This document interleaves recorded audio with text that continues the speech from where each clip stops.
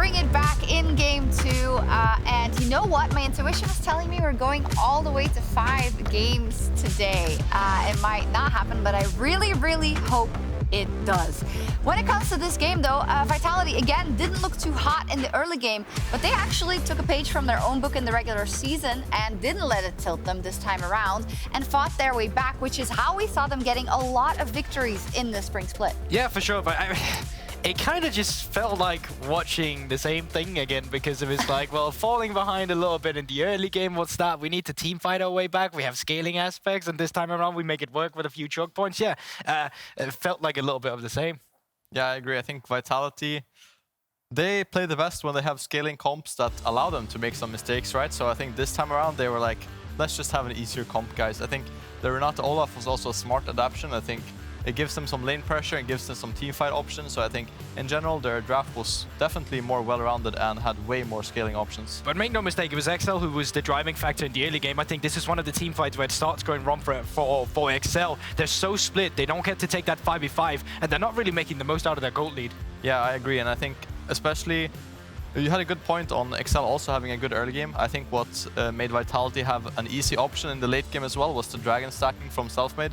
I think he was constantly just stacking dragons on the Olaf, and it gave them a very easy option in the late game, right? Having the soul, it boosts your morale a bit, and it's definitely not the best soul for them. They had some bad RNG, but the Cloud Soul helps run down Patrik, as you saw in the last fight. Oh, and they got a snack. I also wanted to look at this speed roll specifically, because there are some misplays, I guess, in terms of XL being split in this fight. Yeah, they were for sure. I think Finn was like, oh, I'm caught, guys. I need to fight Perkz. And I think he could have killed him here if he flashed a bit better and eat a bit better. But, I mean, the Rocket sniped him up in the end. But in general, like, this fight, I think we were all saying XL is going to win this fight, right? But I think Vitality, they saw Mikyx was split on the left side, and they were like, we're running these guys down. That's the crucial part, right? It's the fact that, okay, they're sending Markoon in with the speed up, but then all of a sudden they're taking the fight in a choke point where Mikyx is just not able to join the fight. And as soon as they see that from Vitality, they're just rushing in. You can see Mikyx's character, it stopped there for a second, and that was because he kept spamming on Patrik, but he just timed out as soon as Patrik died. So a little bit unfortunate with the positioning, but something Vitality was really good at capitalizing on in this fight. I think when we were singing the praises of XL and their confidence and their proactivity in this first game, I think you have to say the same thing for Vitality now. Maybe even because of XL, because you saw that they continuously tried to make plays. And I'm starting to feel a little bit bad for Finn, because it's like in 2 games where he goes for this outplay that could be monstrous, but he just doesn't kill his opponent. And Vitality, I think, is catching them a little. No, okay, hey, you've been very active. You have pushed the go button. We will wait it out and then be decisive in those choke points when we can. Yeah, for sure. But I also feel like it goes both ways, really. There's points of attack where both teams are leading it. I think Markoon in the early game specifically was someone for me who was very good at punishing overextensions, once again coming out from Vitality. Because let's be real, that bot lane, it's not showing up. It's the same weaknesses as we saw in regular season. I feel like Markoon, he's really good at having a read in this map. We saw it in the first game, and even in the second game on the Volibear, he performed very well. You also saw, I think, a couple of misplays when it came to the bot lane specifically that put Vitality behind. Yeah, 100%. I think that dying to this timer of a gank is kind of unacceptable, I would say. Markoon clears his jungle, bases, goes bot, just picks up 2 kills, right? It's just that easy. I think Vitality either can't have the wave in this position or needs a ward, but they don't do either, and they end up both dying. And also Carzzy is not sure what the W of Renata does here. That's the thing! Yeah. That's the thing! I was so annoyed watching that. I was like, just walk forward, flash, you can get through, you can at least get 1 kill. I think, once again, XL, so good at punishing down towards bot lane. It's quite clear at this point that it's a weak point for Vitality. It is. And as you say it there, if we look at trends across the 2 games, I think Markoon playing 2 fantastic games, being really proactive and punishing the mistakes. But now you see a little bit of Vitality learning how to deal with it, right? Because they still have the issues down in bot lane, but they've given themselves a little bit more tools in the mid to late game. I think we also got to call out Perkz stabilized a lot. That Victor came in clutch as well. So with what we've learned from both of them, what will be the action points? And GB, I'm going to go to you first, because you said in the first post game, this Vitality has learned nothing in those 3 weeks. They look exactly the same. They won now. What improvements have you specifically seen? Well, honestly, it's the same improvement we addressed in Ready Check, which was just like, well, when you draft a scaling aspect, that's when it suddenly works, because you have comeback mechanics. When you try to go what we saw in game 1, where you had LeBlanc, you didn't play for the 2v2 with Lee Sin, and you fail in the early game, they're just bad. Like, they need an aspect of the team composition they can rely on their experience with, and they need to take a little bit of an ego check where they don't have to commit to an outplay potential, but just take something that's easy to execute. Yeah, I agree. I think in general, Vitality on easy comps is always scarier than Vitality on hard comps. It kind of doesn't make sense because they have the players to play the hard comps, but they play the best when they have easy to play comps. So I think it does have something to do with ego. And in general, I think they just perform the best when they have easy comps. So I would like to see them keep it up. Maybe not the exact same comp, obviously, but something along the same lines. We're going to blue again for Excel. That's what they chose. So I wanted to pull up the team composition that they ran, where they, of course, famously got that Jinx, right? They also supplemented with the Aurelia that went absolutely big in that game. So what are we going to see changed up in terms of first picks that we didn't in game 1? I think the Corki ban from Vitality on red side was very strange. I would think they just substitute that for Jinx, and they already have a better draft.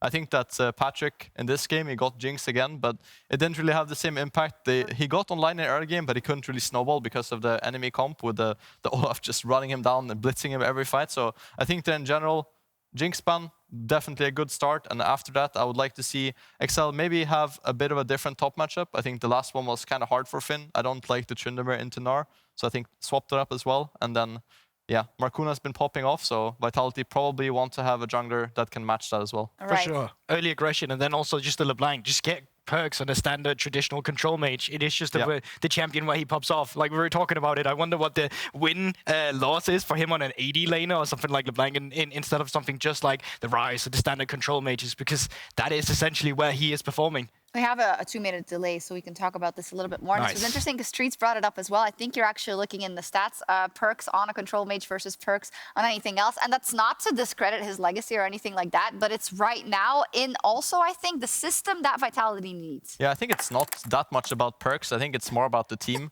The team, when they see an Orianna, they're like, okay, nice, we can follow up on the Shockwave, right? It's really easy to play with. So I think that Perkz, when he's playing these outplay style champions, I think it, one, makes the team harder to team fight with, and 2, it puts more pressure on him. And I think when he's just free to scale, chill a bit, Selfmade can farm the jungle, no worries. He doesn't have to interact that much. That's when Vitality shine. All right, and then let's talk about maybe the hole in the bot lane right now for Vitality. That's now 2 games in a row. It's not going well. However, Vitality was able to fight back in the last one. But there is a world in which that hole just keeps being dug deeper and deeper and deeper, and they can snowball out of the bot lane, right? What is the strat here? Do you just like kind of put a little band-aid on it and then try and work against it in the mid game? I mean, logically, you should be better at fixing your mistakes every time they come in. Like, if you take away the Jinx, that's great. Patrik won't just get automatic shove into Carzzy, and he will finally get some breathing room in the lane as well. At best, what Vitality's bot lane need to do, and what Carzzy has done for the longest time, is you don't need to win lane. You legit just need to sit there and not fall behind. You're very capable solo laners if you let them scale into that point of the game. And I think you want to be a star AD carry, we can fix that later on in playoffs. But right now against Excel, just go even, please. Yeah, I agree. I think just something like the Tamkench Jinx, Tamkench Aphelios, I think just kind of band-aid it. I think it's hard to fix in the middle of the series. So just pick an easy bot lane that can scale, I think, and then just hope that your team carries a bit. Okay, pick an easy bot lane, hope your team carries. I like it. It's simple. Which team will move on to match point in game 3? Let's get over to Quickshot and crew. Keep it simple. Somebody told me about that in draft, and in game 2 we were talking about how the game is kind of evolving towards pick a team comp, pick a scale, and team fight. What was the philosophy you were trying to teach me a few weeks ago? I forget. I'm a terrible teacher. Oh, I remember. It was keep it simple, stupid. Oh, that's what it was. Kiss. Einstein's quote. Yeah. Kiss. Welcome back to the cast. There's Quickshot, Vedius, and Nymaera. Exile have side selection as they lost game 2. They once again picked blue side. We saw drastically different team compositions in game 2 from game 1, but they kind of played in a similar way. It was a dash of side lane, but predominantly defined by those team fights. But I mean, the first 2 games, the team which is more heavily indexed into the 1-2 has come out on the losing end. Let's see if we'll see a reprisal of that from either squad in game 3. Well, we are going to be jumping into game 3, and you all know what that means. It's time for some hype music.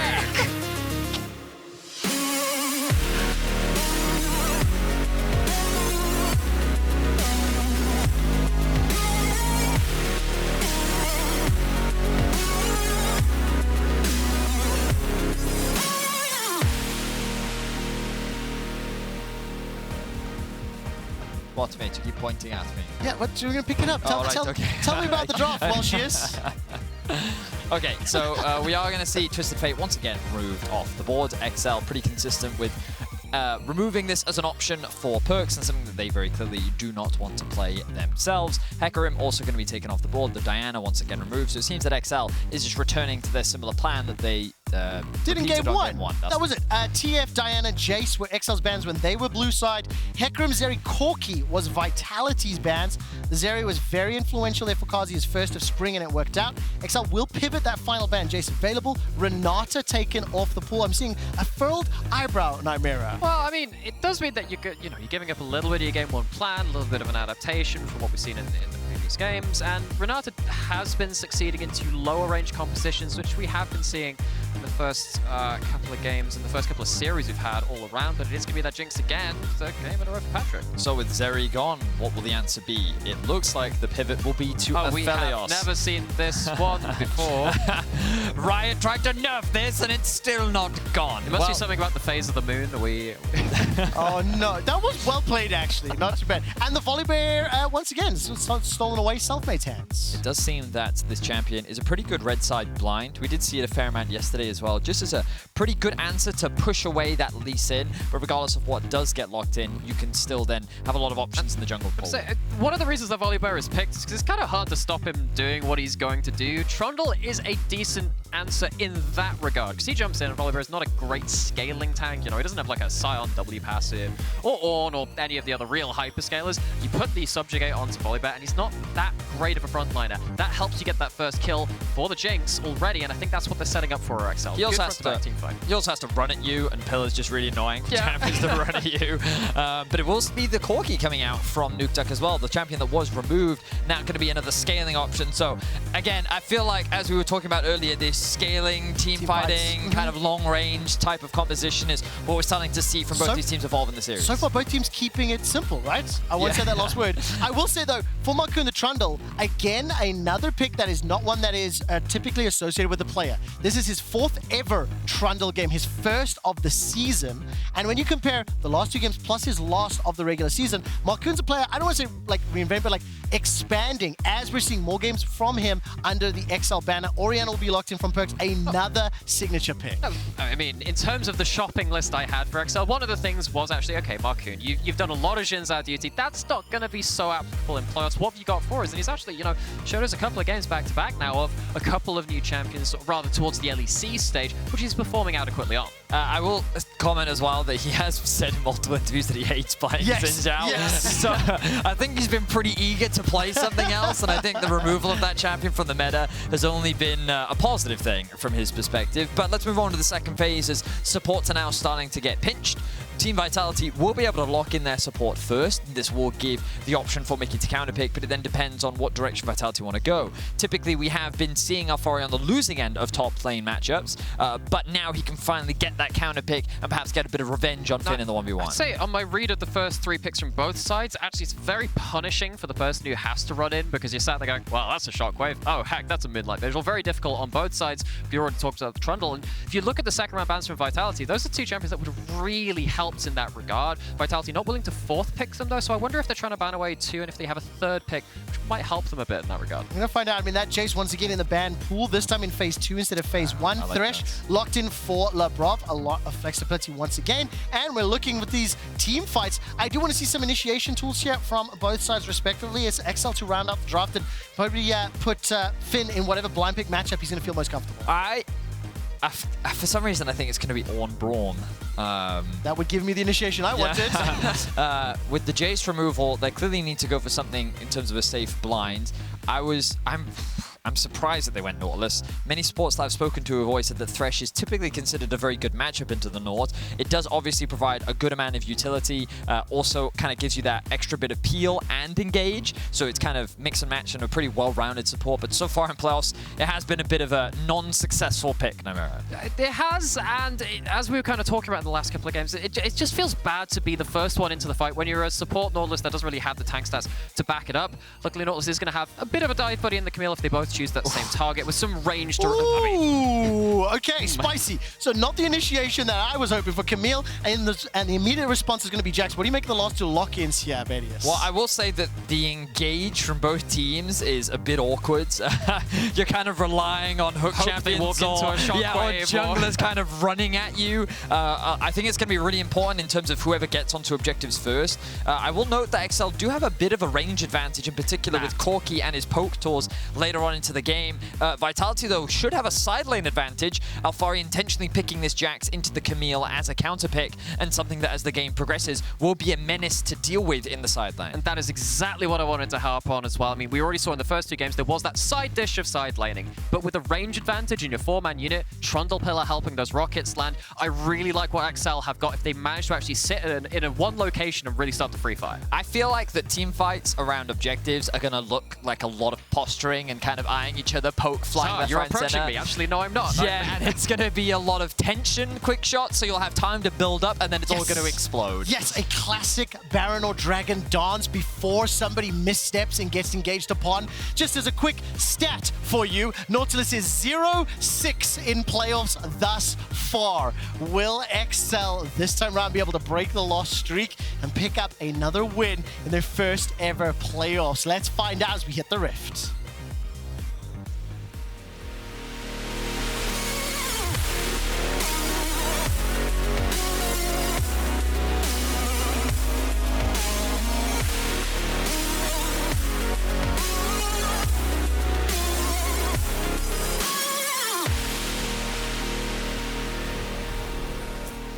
Just to pat myself on the back, that might be one of the smoothest quick stats I've had. You had to...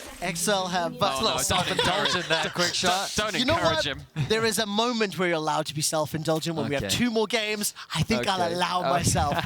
Andrew Vedius Day. XL are grouped up in the river in the south side of the map, but I don't see any targets from Vitality just yet, and they're going to make the first move. Shenanigans are afoot. Skilled hook. He has indeed spied a Nautilus. Spied a Nautilus. Doesn't find a target to hook in the jungle. I should have thought that out before committing. Could not. What do you rhyme with Nautilus? I should have...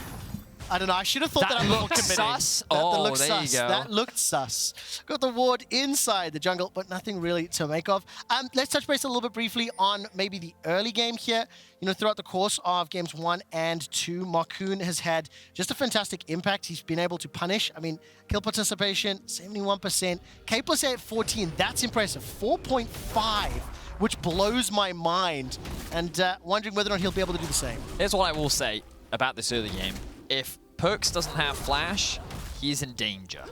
Orianna, very old school champion that back in the day, you would try and burn her flash early and then you would repeatedly gank her. This was back when, you know, her range was ridiculously long and obviously jungling was a little bit different back then. But a Trundle pillar in this lane when she doesn't have flash, it's very difficult for an Orianna to escape. So that may be a lane that we look for. Well, this time round, the hook's not sus. Labrov gets the flay backwards. Some damage traded. I think small advantage to XL. And this is exactly the kind of the secondary part which plays into this mid lane. If an advantage is built up bot lane, one of these champions can start roaming up and impacting that mid lane matchup too. That's going to be a big thing which I'm keeping my eyes on. I mean, of course, for the most part, my expectations are a lot of farming, a lot of full clearing, a lot of scaling. Ooh, exciting. Yep. The one volatile matchup is this top lane one. Alphari has picked a counter pick. There are windows with which Camille can like be stronger or like certain things. I don't know the matchup well enough to exactly highlight to you those small windows, but it definitely can be a volatile one that is typically favored for the Jax. And of course, volatile matchup with a player like Finn, who's a volatile player and throughout the series has shown a willingness to go forward every single time. The Tryndamere was diving between multiple towers. His Nymaera is just really fantastic. And Finn could be a difference maker if he's able to hold back Alphari. And of course, he does have the Ignite, means you're a little bit more vulnerable. Selfmade sees that, but Markoon is there in time. Yeah, Markoon this time around make his way up. Selfmade's inside the jungle, and Finn's got the precision protocol. Flash blown already. And Alphari need to be just a little bit more aware. Both players are flashless. Their empowered strike does so much damage, and Selfmade was pinged out. XL aware of his position. Wow, I respect Alphari's aggression there. He literally just flashes, and even though Trundle hasn't fully left yet, he's like, yeah, I can go back in on this. Mainly because he knows that Selfmade is right behind him with the Predator on the Volibear as well. So obviously can't use it just yet, but is primed and ready. Is primed and ready to help support Finn in the top lane. And it looks like he's going for the dive right now. No Finn flash. Just cancelled that back. Markoon is just south as well. 2v2 being set up on the mini-map. Yet again, hook into Flay. Carzzy stepping backwards. Flash from Labrov, 110 HP. The bonk lands onto Carzzy as Patrik continues to fire out the rockets and Mikyx loses his flash. The dive is being set up. Markoon is ready. Throws out that frozen earth and Finn waiting for the engage. Chomp comes out to reduce the AD damage back and forth. First blood once more to XL and the tower's helping out. 2 for 1 to XL. Can I just say how much of an MVP ward that was on the Scuttle Crab on the top side? That allows XL to look for something on the bot side. It allows for them to understand what's going to happen towards the top dive. They sniff it out time and time again, and the information battle in the early game is being handily won by XL. Oh, the only bad news for XL is Alphari did die to the tower, so they did not end up getting both kills. He ends up actually walking away with the wave, also pushing towards him. Both top laners will end up TPing, but now Finn is in a precarious position, and Selfmade will likely be looking for a top lane gank as his eyes are in bot lane. The Lantern will pull him in. Flash blown from Patrik. Mikyx used Q to get to safety. But Selfmade got interrupted by the Jinx traps. I was wondering why he just stopped moving there, but he did actually get interrupted. Alphari, once again, going all in on this top lane. Plus 10 CS, Finn will use the kit to at least jump back and manage to regen some of this thanks to the renewable potion. And Finn with a small advantage. He's down 10 CS. We haven't looked in the middle lane at all. They're dead even, and that's that ward. Well spotted, Nymaera. And look how long Selfmade actually ends up waiting in here, because, I mean, Markoon is just like, well, I mean, there's nowhere else he can be. There's no camps up. I've tracked them. And they're waiting for the wave crash, and this is not even the first time he's been spotted by this ward. I mean, what happens at this point is Finn, the adaptive shield goes on to magic damage, which is a little bit unfortunate, and then of course no damage going over to Alphari. He actually dodged 2 auto attacks as well, which is why he didn't get tagged in that one. Very unfortunate for XL, but still not the end of the world. They're looking for a dive on Alphari. Oh man, the Hex flash forward into the dredge line. Counter-Strike's gonna block a lot. 3-man stun. Alphari 400 HP. 3 members of XL chasing forward, and ultimately a very clean dive. The kill is secured by Mikyx on a very, very effective roam, and Selfmade will be here to catch at least a little bit of the wave. It's a top lane life, isn't it, Nymaera? You know, you always try for the 1v1 honorable duel, but always jinglers. But, I mean, it was really good to call out that support roam, though, because Mikyx is getting involved, and as much as XL have wanted to play towards this Jinx on the bot side so much, I mean, it doesn't mean that they can't just show up in the right timings to impact the top lane. I will also say that by making that play happen, they force Alphari to lose a lot of farm. He's now not quite level 6 yet. I have to hold my tongue as Perkz did look for the shockwave in mid lane, but they've equalized the top lane matchup a lot more now. You can see another death onto Alphari. The items are very similar in top lane. Finn has actually caught up in CS, and so that play was very much needed to prevent this matchup from snowballing out of XL's control. And despite the discrepancy in the jungle farm between Selfmade and Markoon, because of the assists, Markoon is actually equal on gold. The observers have just highlighted that. And there's a lot more action towards the top lane as the bottom half of the map has been content, just picking up the CS, trading back and forth. I want to take stock of the fact Carzzy and Labrov are both flashless, as is Patrik. Mikyx does have that Hex Flash, not the most pivotal, but we have seen a lot of engagements from both Selfmade and Markoon, so potential to get involved there. Both players, both ADs, level 5, and the supports are level 4. Have you seen a little bit more action than you were anticipating this game, Vedius? I know we were kind of settling in a little for a bit of a farming match, but as you mentioned, I think the most volatile lane top is the one where everything's happening. I mean, I think I just made a mistake not expecting a Volibear to gank, truth be told. My bad, guys. I mean, look, we've seen 2 games of Selfmade. Oh, Selfmade. Oh, this is that happened again. This is a classic. Oh no, I took the blue buff. Oh, what a My shame. bad. Oh, But you got to remember that you took Perkz' blue buff, and he doesn't remember that. Oh, sorry, he doesn't forget that, rather. He will hold it against Selfmade in the post-series meeting, I'm sure. But I do think as well, you know, Selfmade this time round on a champion and in the matchup where he can set some plays up. Ooh. Markoon cancels the back. The Flame Choppers will cut them off once again. The Lantern not going to be able to bring Selfmade to the fray. Predator is all but nullified. And the 3 members of Vitality continue to push. Selfmade does get access to his ultimate. The Stormbringer could be used, but he's going to decide to back away. And once again, those Patrik Flame Choppers coming in clutch. Yeah, but this is really cool mind games coming in from both sides here, because once the Aphelios hits level 6 in the Jinx Aphelios matchup, you get a lot of kill pressure in the 2v2, which you lack before that. It's where the matchup starts to turn around for a brief part in the game before Jinx really starts to become the teamfight monster. Focus goes bot because that kill pressure's there, but XL are there to even it out in the 3v3. I mean, that's huge there for Finn, pushing the wave all the way in, picking up that plate. He was down 12, 13 CS at one point. Thanks to the investment of time and resources from Markoon. Killing an assist, even on CS, and now Alphari's wave is just slowly pushing away from him. Okay, and speaking of, actually, just want to revisit that thing about the bot lane, because if Aphelios has control of the wave, it means that Labrov can start roaming. And what does he have to roam with? Look at that vision in the bot side river. Not a blue ward to be seen past the tri-brush. Highlight the vision for me, Nymaera. I can't see it. Oh, look, it's here, and it's over here, too. There we go. It's crazy. Wow, I can visually reinforce my points, Trevor. I know. Next up, do that at the beginning. Castadad always looking to teach. You got schooled there, boy. Normally I do that off air, but I saw an opportunity and I took it. What do you mean? The minimap's bigger already. Okay. Let's also highlight the fact that this time around, Vitality have not been able to pick up an early dragon, unlike the 2 previous games. We were also talking a little bit around how the objective focus and maybe setting up for those team fights could be pivotal based on the 2 team compositions. XL now have a read about the Herald. Perkz is going to flash away from the engage. Finn stepping forward. Hextech ultimatum available. And XL fancying themselves not too likely. So who blew their flashes? Markoon and Mikyx for Perkz. I think that it was wise of XL to back off. Contesting that in a straight-up 4v4, I don't think would have gone in their favor. I think that's also why Mikyx went for that flash play in the first place. If they could catch Perkz out right off the get-go, it would have been a much more favorable fight for them, even if they just chunk him out. So good response there from Perkz to be able to avoid that play, and Vitality secure themselves the first Herald of the game. My one caveat to that is that, I mean, you don't have your Jinx there, you don't have the Jinx ult, so you would have been an uneven numbered fight, so it would have been quite risky. I actually wonder if XL preferred that hook not to hit, so they're not drawn into the uneven numbers conflict. Maybe that's actually a bit of a side benefit for them. They committed the flashes before they maybe evaluated the costs, and of course Hextech ultimatum will go down. Finn uses that hook shot flawlessly to escape. Doesn't look like they're done just yet. Stormbringer can get used, but Finn's speed, he will be able to get him to safety. It costs Selfmade his flash, and the gold is dead even. We've gone past 10 minutes, 2-1, and the Herald is sitting in Selfmade's back pocket.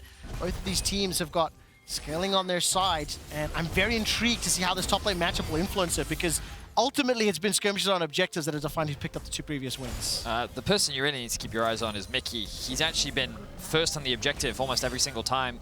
He's always the one roaming ahead of Labrov. And while Labrov often is there to react, it's often Mikyx that's the playmaker. He was the one that was influential in the top lane dive. He was there in terms of the Herald play. And Mikyx has been very proactive on the map as he looks for another hover around mid. I see him, they're pinging the flashless Perkz. And we talked about this at the beginning of the game, right? Flashless target, juicy one, especially with that depth charge available. Valkyrie forward is not going to get the knockback that I think Nukeduck was hoping. Had Perkz come closer to blue side, maybe it would have set it up for that depth charge. I do want to highlight that Mikyx point you brought up though, Vedius, sorry to distract, is that in game 1 on the Lulu, he was stepping into Perkz' LeBlanc time and time again. He was challenging for vision. Mikyx, of course, was the player that was brought onto XL that ultimately gave a lot of people confidence he was going to bring them to playoffs, and he did. And just look at this kid's record. 349 games, 217 to 132 win-loss, over 3,300 assists, and that doesn't include the 2 previous games, just by the way. I think Mikyx has been a difference maker, and I think in particular, how the team has started to evolve and how they adapted and played game 1 and 2, it's made me a lot more confident versus my expectations of what this series is going to look like. For sure. I think Mikyx is a tried and true veteran in the scene. One of the best supports that Europe has really ever had. He's consistently been top 3. And we'll see how much of his impact can influence the outcome of this game. Right now, he's on the roam again. I have my eyes on the minimap. He's posturing around the bot side of the map where his Vitality are looking for a gank. Here comes Selfmade. Finn gets chunked out so low and taken out before anything can happen. Markoon's going to run for his life. Already used that subjugate. Labrov's joining the fight as well.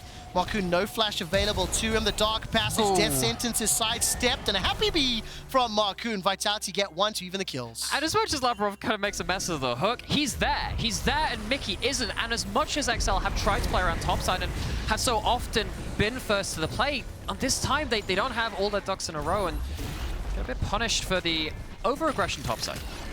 Of course, their Rift Herald was dropped down. Vitality pick up a couple of plates. There's still 1,000 gold up as we're heading past 30 minutes. No dragon secured. And exactly as my analysts anticipated, both of these teams pretty happy to play all their mid-game, late game. Look for those team fights. Was that another -1 there? I think it was. No, I couldn't quite see that. It was more the fact that Mikyx had my gold support to have gold. Mikyx had 3 stacks. He hooked in. He was going to hit it, and then Patrik just kind of like tuck it in front of him. So that was the moment where Mikyx was like, and you wonder why I always leave. It's one of these moments I'm literally talking to Vedius, looking at his face, and in the corner of my eye, I see a cannon minion. I'm like, okay, we'll roll the dice, but Looks as though Vitality starting to push some vision past that river line. This is a control ward. And some lane assignments have been moved. Alphari's going to follow with a counter-strike. Manages to find the stun onto Nukeduck and going to leap him power. That was just a Goomba stomp. Okay, so Jax, if you input buffer the W, the moment that it's out, it's going to hit, even if you flash. So Nukeduck needed to predict that in advance, and he didn't, so he dies. Yeah, that happens with a lot of melee-empowered auto-attacks, and I mean, at this point, we start seeing the 1-3-1 aspects of Vitality again. This is what they picked the Jax for, to have some side lane threat. Corki does not want to be really brawling it out with that champion. Patrik doesn't want to be down here on the bot tower. No, he doesn't. The Flame Chompers this time around won't work. Gale Force already been used, cleanse and flash blown. But Selfmade and Vitality be relatively happy with that. Perkz made his way down from the middle lane as well. Here's what I will say. This game, in my opinion, is actually a great representation of what we've seen a lot of from Vitality this split in terms of their successes. Individual prowess is what this roster has been praised for. You give Alphari a winning matchup, you give him a couple resources, and look at how he's dominating on it. Yeah. He is consistently bullying out Finn. He's finding a solo kill onto Nukeduck. Meanwhile, Perkz, he has no kills, no assists, and has a 150 gold bounty. He's at 173 CS at 15 minutes. His Orianna this split has been nothing but impressive. And what that's led to is actually an early game lead for the first time for Vitality, something that we know that XL love to play around, snowballing those leads. They don't have that in Game 3. No, they don't. And of course, Finn this time round will get some support. He's down a level to Alphari. Selfmade's going to make his way up. Labrov as well for the second time in a few minutes. Selfmade and Labrov comboing up to apply pressure. This time Finn backs away. And it's Vitality with that 1,000 gold lead. The dragon under the belt. The kill under their name. And of course, Perkz on that Orianna. I just briefly want to highlight his performance this spring. 2-1 plus 29 CSD at 14. Stop and think about that for a second. On average. Phenomenal. And of course, which means he's done it more than that in at least one game. That's actually crazy. I mean, of course, Orianna, second most played champion for Perkz. 42 professional games. And he's on a champion that can have a significantly larger impact, I think, as this game plays out. His Victor did exactly what it needed to do. This now, once again, we can take a look at the top lane as trading blows, and both teams starting to congregate around the Herald, Vedius. What do they want to do? Not get hooked. Well, that's Mikyx in trouble. He's going to flash away for now. Dredge lines forward. Selfmade is inside the river.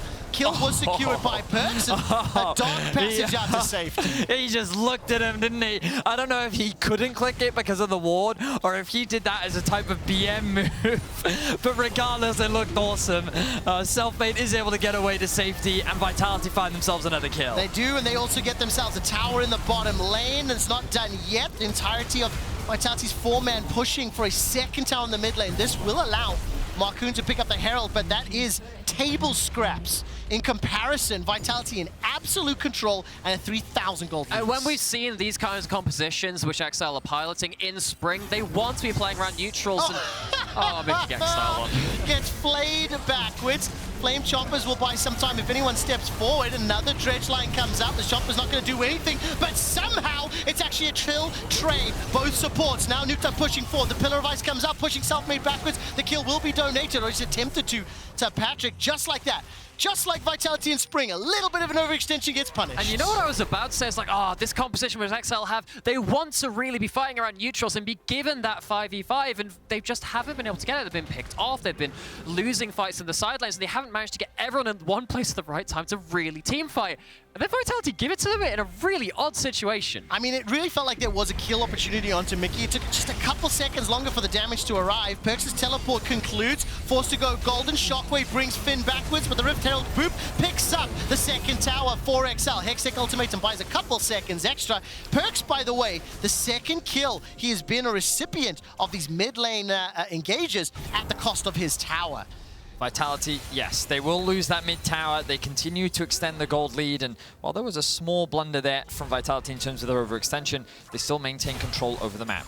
What I will say is that Vitality have found themselves in positions like this before, where they've often leveraged their strong mechanical execution to find advantages in the early, and then we see these small mechanical errors where they overextend, they get caught out, they think they have more damage than they do, and look at how Labrov, he ends up taking a rocket from Nukeduck, a crit from Patrik, he ends up dying, and then Selfmade also drops at the cost of a lot of summoner spells as well. And after trying so hard around the Herald and actually succeeding at not giving the straight up fight, this just feels like a very overbold thing to do. I get that they see the angle, but it's an overconfident move which gets them punished. And I will remind you that Corki's scaling hasn't gone anywhere. It's still a very real thing, and those rockets will very much hurt the later into the game we go. So XL definitely not out of it yet. Yeah, but Nukeduck needs to be able to stay in place or at least be able to fire those rockets. Right now, it feels as though Vitality are applying all of the pressure to XL. Games 1 and 2 were defined the first 20 minutes by XL's excellent movement led by Markoon and Nukeduck, playing the lanes, applying pressure, a lot of time pushing onto Alphari.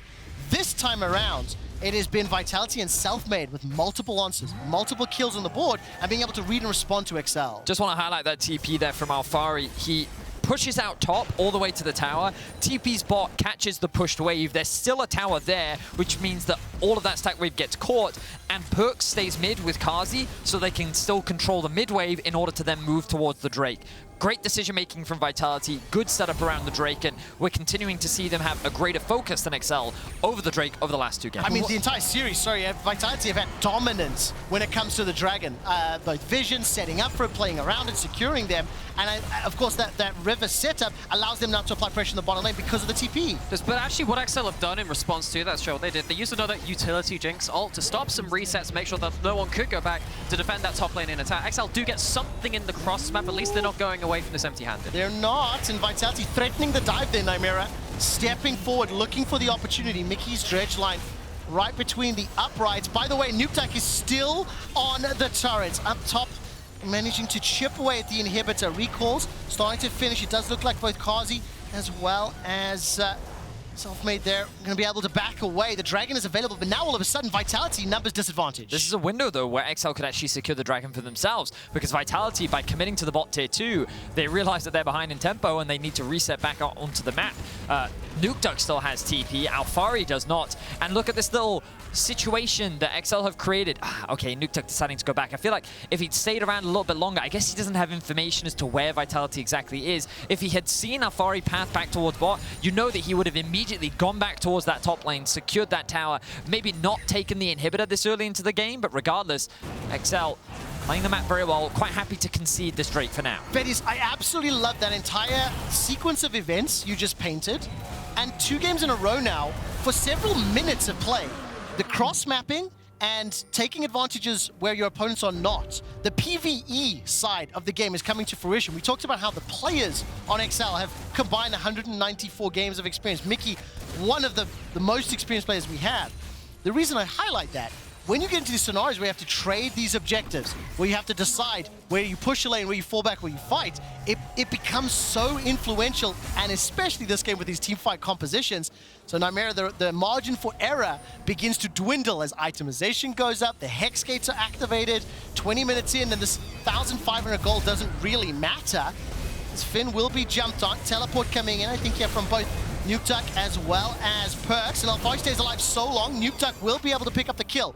Perkz is now alone in the bottom lane, and that was just well played there. Earlier teleport wins. And there is your margin of error, because actually both of these teams, of course we saw this in the first 2 games, XL very quick to the punch on responding to the cross maps, no different in game 3. But when it comes into the larger 5v5s too, so much damage from the turnaround of the Muramana 2-item Corki, that's going to be huge. Jinx popping off in a similar way. But it's not like it's just XL which has that. Jinx will be doing similar on the other side. Mistakes are going to be so crucial to track.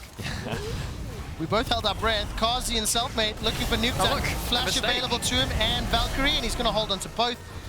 Dark Passage comes back. As I will say, Nukeduck may have forgotten the Hex Gates were a thing. Because to be fair, if the Hex Gates weren't a thing, I don't think he dies to that. I'm pretty sure they had a member and they had vision towards this entrance of the map. So he's like, I have vision on the bot side, I'm fine. But then the gates come through and he's like, wait, now there's suddenly 4 people here. So I definitely think he got caught off guard. Good pick from Vitality. They were able to trade it back from the pick that XL was able to find onto Alphari. There's so many moving parts in the wider map that occasionally these things do slip through the cracks. And especially as an older man, one that's been with Nukeduck for the entire journey, you know, if he was focusing on the CS, you do forget a mechanic that's been around, what, 6 months? He's been playing for over a decade. Well, I'm not going to make any assumptions. Regardless, I'm going to make it clear. He forgot. That's as simple as that. Vedius said it. I'm speculating. It's just... I was merely a passenger in this conversation. What I will say, in terms of the map state right now, Vitality find themselves ahead. Nymaera, if you could highlight that bot side vision for me. Vitality, after finding that pick, they were able to control the bottom area.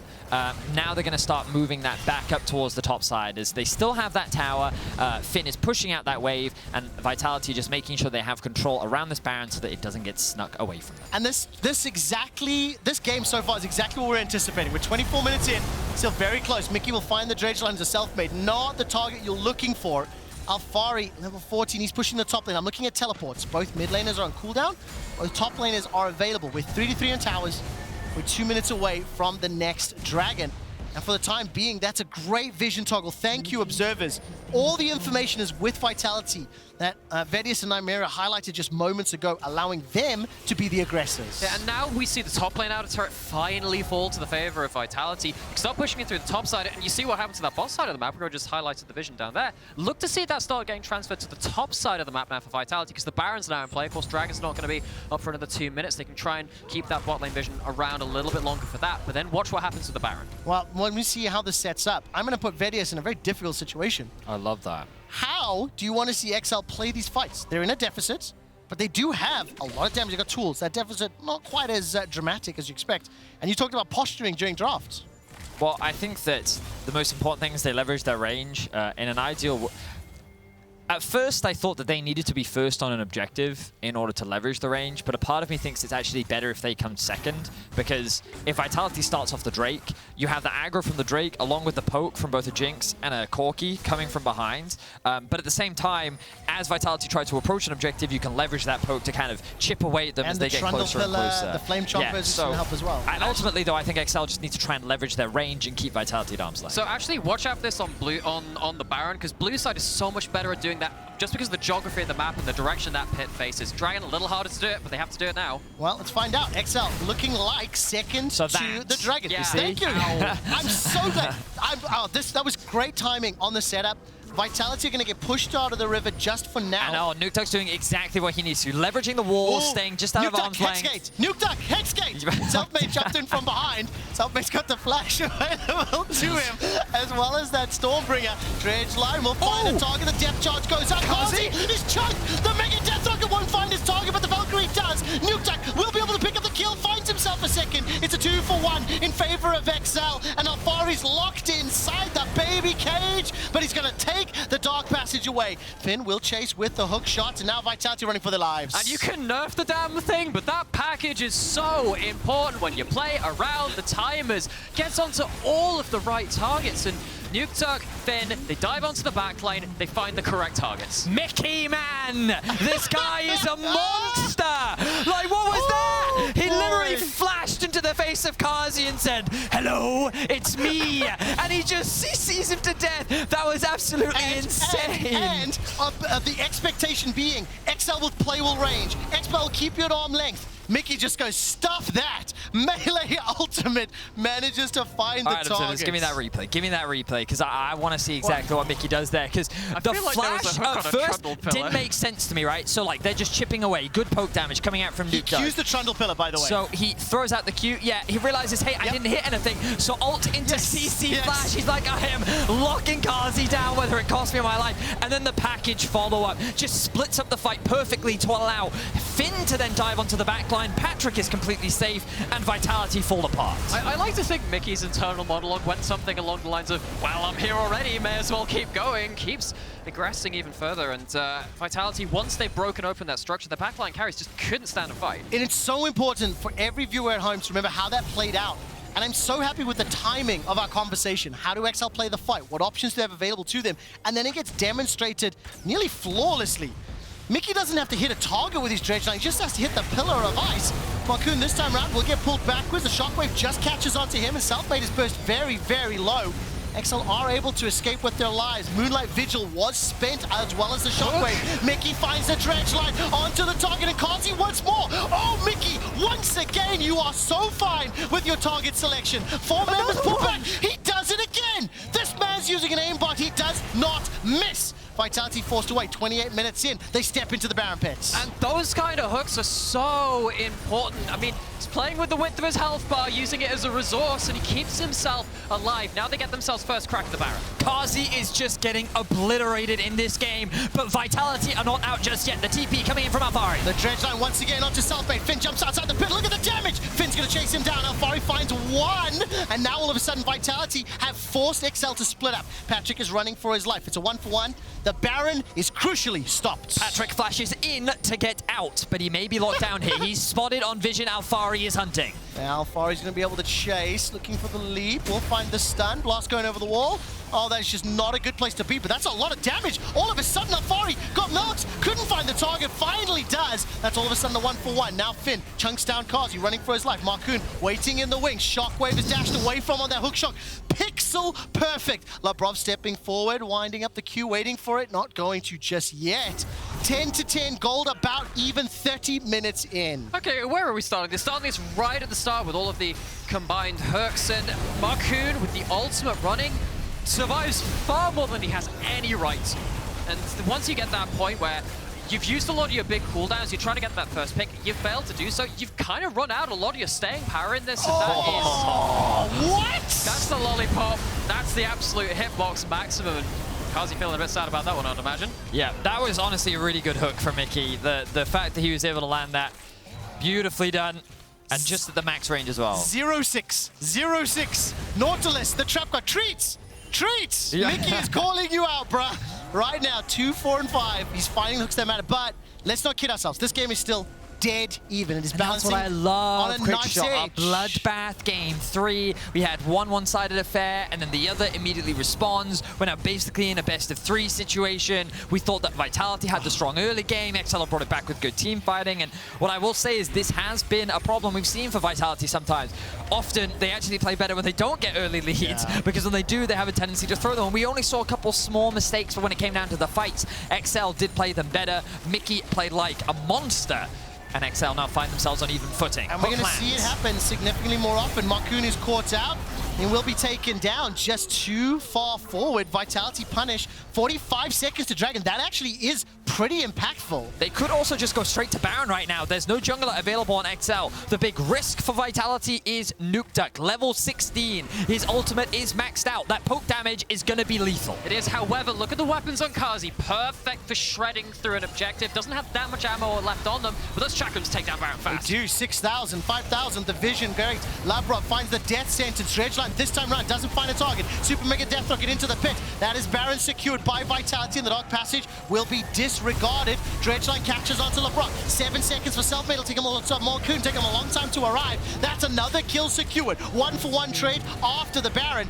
And all of a sudden, Vitality are happy. They get the Baron, they get themselves a kill, and so far, they're getting out alive. Nukeduck had to delay his TP because he wanted to wait for the package. Once he grabbed it, he immediately TP'd in, but it was too little, too late. Vitality secured themselves the Baron off a massive pick onto Markoon. The biggest mistake we've really seen from him so far this series, and Vitality are quick to capitalize. But it does mean that Vitality aren't in a position to contest this Dragon. They're going to give up their chance to potentially get to a soul point, which of course does get very, very impactful as the game goes on, because you can force the enemy team to come into you on uneven terms. Not going to get that XL, get themselves 2 Dragons on back-to-back.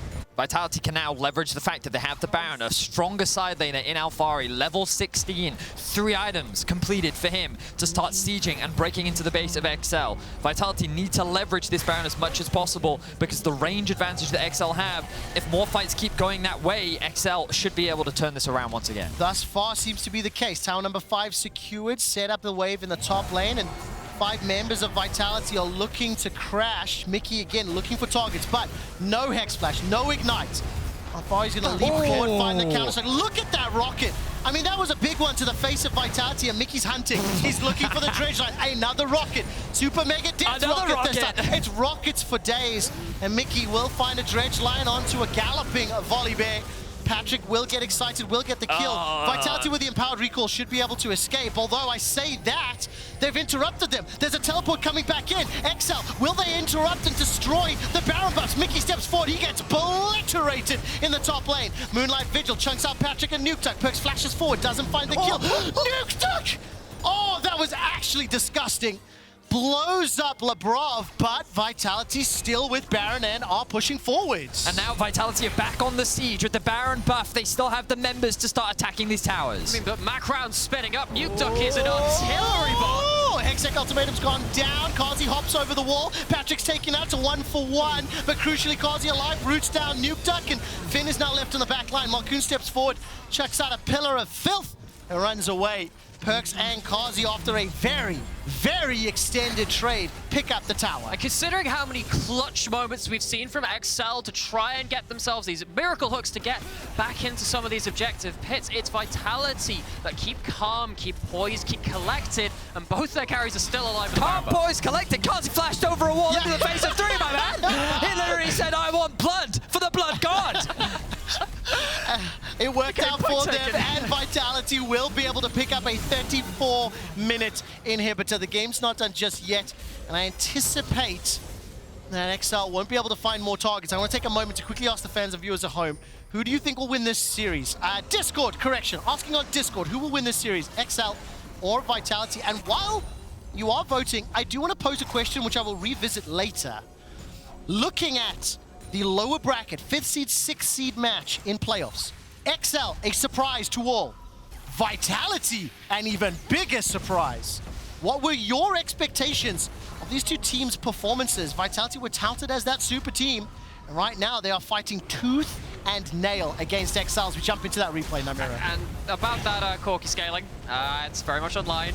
Very high level, lots of items to bring to bear. So Vitality, they want to try and have an organized retreat, but they have to split. They lose one person, but the fact that they understand that, hang on, we have a teleport, I'm coming to bail you out, maybe we can fight this, it turns things very, very quickly. There was no flash left on that Nautilus, and Vitality, I mean, they understand they're safe bounds, but it's a close run thing. Yeah, what a crazy extended fight as well. The fact that Vitality feel confident enough with only 3 members to then go back out on the push because of how low this Jinx is. Then Alphari dives in, but this means that Carzzy sees Nukeduck, has no escape tools, and he dives in, kills the low health Jinx, roots up Nukeduck, gets a kill onto him as well. And props to Carzzy because he has been caught out a few times this game, but he definitely came up clutch in those final fights. I mean, Vedius, he came up so clutch because he was cool, calm, and collected. You know, True. really Very true. handling the situation so well. Don't be mean. Don't be Vitality, mean. 5,000 gold up. Super minions in the top lane. We're a minute until the next dragon, but this is dragon number 3. And I think Alphari has been a little bit under-discussed for the last few minutes because every time I look at the minimap, he's pushing a side lane. He's opening up opportunities for not 1, but 2 objectives to be secured when Vitality are winning these fights. And then the question is, of course, how much are you going to get done at that point? When the fights get very scattered, very broken, yeah, Jax will start running people down with multiple leap strikes and the like of that. But when it's a very short, bursty fight, Camille has a lot of value. Have to see if Finn can bring his own weapons to the table. It's quite nice to see Labrov playing forward on the front foot, aggressive. This time round he's pinched, got caught out. Dredge line pulls him backwards. The shockwave only catches 1. Nukeduck gets a quick kill. This is 20 seconds before Dragon Finn's over the wall. Valkyrie from Nukeduck as well. Selfmade escapes with his life for now, but Perkz is blown up where he stands. Carzzy will get resurrected. 25 to Baron, 10 to Dragon. XL back in it. And just like that, Vitality fall apart. There was no pressure on the map. 3 members are dead. XL with those type of death timers could very well look to try and end. Oh my word. Damage. They're going for it. They're going for it, Nymaera. Dredge line onto the tower. Super Minion's going to get caught out by Nukeduck. Teleport is available to him. Maybe. Inhib back might be the call. 30 seconds. Look at the pings coming down right now. Vitality saying they're going to try and go for the end. 30 seconds for Perkz. 35 for Carzzy. 4 for Labrov. This will be a 4v2 for now. 4v3 in a moment. Dredge line catches Alphari. He's locked inside the Hextech Ultimatum. Goes golden. The Dark Passage is up and Selfmade is melted where he stands. Mikyx finds another pixel perfect hook, and Alphari's running for his life. He flashes to safety. 5 members of XL turn their attention to the Nexus turrets. Teleport. Perkz is up in 5 seconds. I'm looking for minions. No minions are there. Trading the HP. Shockwave is up. Can Perkz save the day? Surely not. 5 members of XL hammering away on the Nexus. Locked inside XL. 2, 1. And what an anticlimactic finish! The fact that XL just find 3 quick picks onto the 2 massive carries of Vitality, and the game just ends like that. Not anticlimactic if you are an XL fan. In their 3rd ever playoffs, they just end after finding a pick in their half of the map. And what was different about this game, I feel, is that over the other 2 games, clutch factor determined this. We saw so many fights determined by singular hero plays, and XL come out the better for it. Singular hero plays, clutch moments, picking up the win. It's XL we're talking about, not Vitality, ladies and gentlemen, and everybody else. And as a reminder, there is no lower bracket for either of these teams. This is it. They were the 5th and 6th. They were the 5th and 6th seeds at the end of our regular season, which means that they will be eliminated. Vitality, the super team, the team that promised us and said that they were the best of 5 teams, they would be making the run. Well, they're in the pressure spot right now. The only caveat, because I already hear the tweets, is this is the Perkz comfort zone. This is the Perkz comfort zone. He said it. Got him right. He said it. Okay, he said it. XL see their organization's first ever match point as we head into what might be our final game of the day. Will they advance to round 2? We'll find out after the break.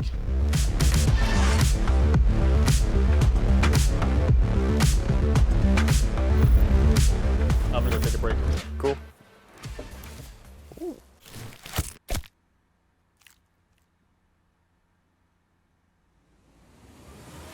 Even the biggest champ needs a break.